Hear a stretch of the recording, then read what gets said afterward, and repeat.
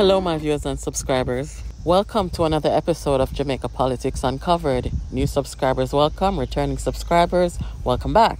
So, guys, as you can see in the title, Mark Golding is an extension of our colonial past. We're going to do a brief history today on Jamaica's colonial past so that you can see the connection between our colonial past and Mark Golding, who is vying to be the next Prime Minister of Jamaica. So a brief history. Jamaica was a center of the slave trade, with the Spanish, then the British, forcibly transporting Africans to work on plantations of sugarcane, banana, and other crops that created fortunes for many of their owners. The work of enslaved people on the plantations generated huge profits and wealth for the merchants and ports involved in both Britain and the Caribbean. So as you can see, Jamaica was owned by the British, and there was a lot of money made through the British activities in Jamaica. During World War II, all British territories were plunged into a state of emergency. As the war progressed, people living in Gibraltar and Malta were relocated to British colonies for safety. By the end of 1940, the British granted a number of Jews refuge in Jamaica, supplying them with Jamaican visas. By the end of 1942, 1,500 Gibraltarians were in Jamaica. These refugees were housed at Upper Camp and the former Mona Estate, now part of the University of the West Indies property. This location was ideal for a refugee camp due to the fact that it was government property and it was spacious enough, and both were central areas in and around Kingston. So this area was developed into a little community where, the British spent some £375,000 clearing the site and putting in roads, constructing barracks, stores, and offices, as well as a police station, a hospital, and cottages for senior staff and the Roman Catholic nuns and priests who would monitor the refugees. So when you hear about Huey Mona, you think about this event and how the property developed. This was pre-independence in Jamaica. So the University Hospital of the West Indies was established in 1948 as an affiliate of the London University with an enrollment of medical students. According to the British, a hospital was deemed necessary to support the training of medical and other healthcare professionals. Hence, in 1949, the foundation stone for the University College Hospital of the West Indies was laid by the husband of Princess Alice, the first chancellor of the UCWI. And if you see here, this is Princess Alice, and they're going to do this ceremonial event of the establishment of UWI. So the truth is, guys, most hospitals in Jamaica, they were established by the British, even though we don't have enough hospitals in Jamaica, considering the fortune that the British people made from colonialism. So ever so often, they'll spend the money and establish a hospital, and it's named in their honor. So, Mark Golding's father, Sir John Golding, how did he end up in Jamaica, and why did he come to Jamaica? It was not for the polio event. When he arrived in Jamaica, there was no polio outbreak. He arrived in 1953 on the Queen's ship, and the outbreak was in 1954. John Golding came to Jamaica on the same trip that Queen Elizabeth came on in 1953. So a brief bio of John Golding. He was born in London in 1921, and in his early schooling was at Hilltop Court School, Seaford, and then Marlborough. From there, he went to college in Cambridge and Middlesex Hospital Medical School, graduating in 1944. He did his national service in the RAMC, and let us look what the RAMC is. So this is a symbol, and it sort of resembles the Jamaica Constabulary Forces symbol, but the RAMC is the Royal Army Medical Corps. The Royal Army Medical Corps is a specialist corps in the British Army which provides medical services to all Army personnel and their families in war and in peace. The RAMC, the Royal Army Medical Veterans Corps, the dental, the nursing corps, and the medical services. So John Golding was in the branch of the medical services of the Royal Army. So it's just like in the United States of America where you would have, somebody who go in the Navy branch of the military and they're sent to a foreign country. And in John Golding's case, it appears that he was sent to Jamaica to go where the refugee camp was at Uwimona. So when you really think about how the university hospital came about and, Uwimona and the campus and everything, sending 1,500 refugees to Jamaica at that time, you bet you needed a hospital to accommodate them. So the refugees were in Jamaica for about 4 to 5 years. Back to John Golding's bio. So he did his national service in the RAMC and in 1946 was posted to the Middle East, right, where he enjoyed being the only doctor within hundreds of miles. He returned to the Middlesex Hospital in 1948, training in orthopedics there and also at the Royal National Orthopedic Hospital.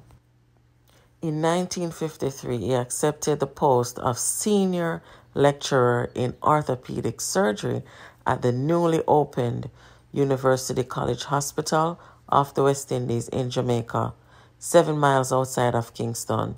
6 months after arriving on the island, it was swept by a devastating outbreak of polio, which affected about 1,500 people. What is interesting and also puzzling about this information, guys, is that someone who goes to train for orthopedics in 1948 finishes, and 4 years later, 4 to 5 years later, they are a senior lecturer at a university. That does not happen. Because to go train in orthopedic, it's probably going to take you a good 4 years. And then fresh out of there, you go and take up a post as a senior lecturer. But I guess that could have happened during that time because of the whole colonial thing. And he was there representing and working on behalf of the British. Just like I explained earlier, that if it had been military personnel from the U.S. who went to work in another country, you understand, they'd be working on the behalf of the U.S., just like he was there working on behalf of the British, and he gets in there and pick up the most senior post at the British institution at UA. That is quite strange and interesting.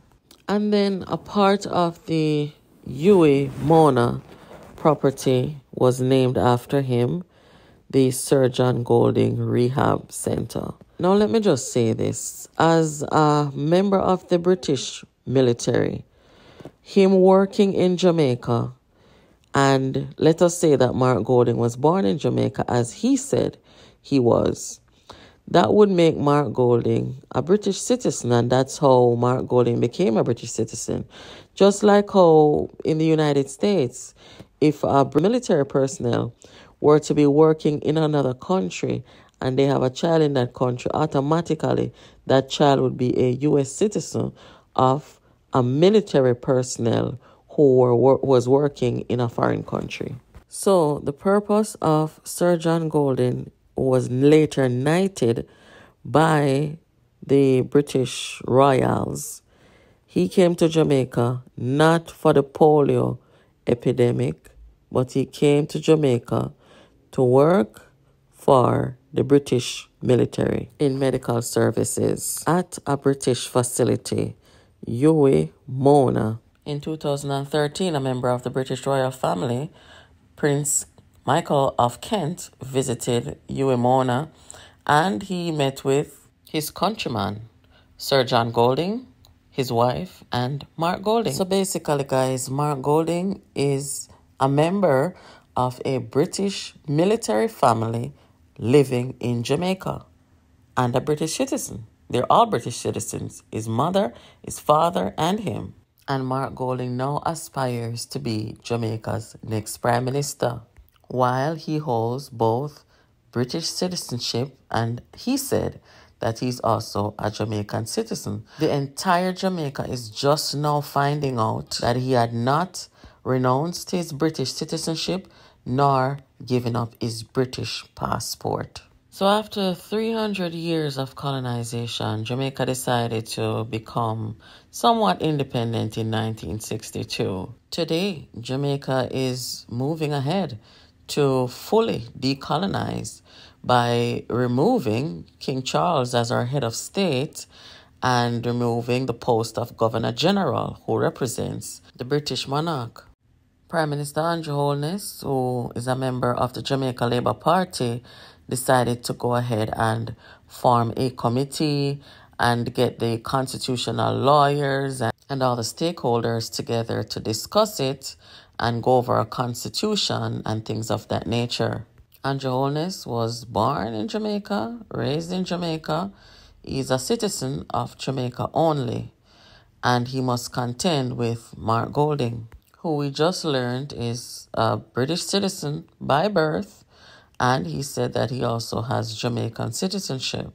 He's refusing to renounce his British citizenship on the grounds that he is of a Commonwealth country in the UK, and therefore, he's entitled to remain a British citizen as he tries to form the next government of Jamaica, and he's promising the Jamaican people change. Mark Golding is a member of the opposition People's National Party.